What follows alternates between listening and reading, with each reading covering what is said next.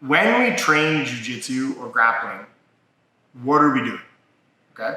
And I'm asking this question so that we could talk a little bit about the different ways in which we can train and use that theory as a foundation for coming up with drills and modalities that will result in improvements and specific improvements. Okay, so I was lucky enough to have a student who came up with this cool graph with 2 axes, and these axes are resistance and specificity.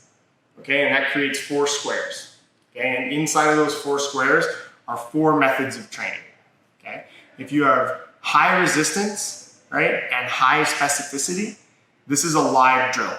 Okay, this means that my partner is resisting me with all of their skill, but the resistance that they're giving, there's a control on it. We've asked you to use this technique or to stay in this position. And this is ultimately, I think, the most valuable way to train, and we'll come back to this, but let's talk about the other 3. Okay, if you've got low resistance and high specificity, this is drilling.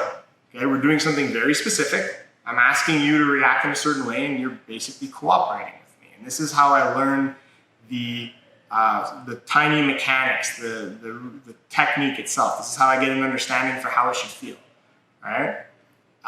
Next is if we've got low resistance and low specificity, this is a flow roll. When you see people warm up, it's a great way to warm up, right? There's no controls on what moves we're going to use or what places we're going to go, but neither of us is really resisting with even more than 50% capacity. So this gives us the ability to kind of freely go through many positions and kind of understand how they connect.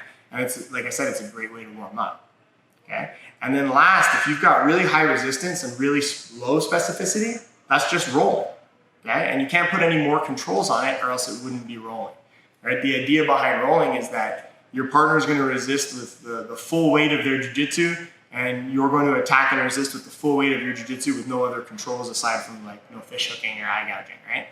And so you have these 4 ways of training: rolling, flowing, live drilling, and cooperative drilling. Okay? And you can graph these on your 2 axes.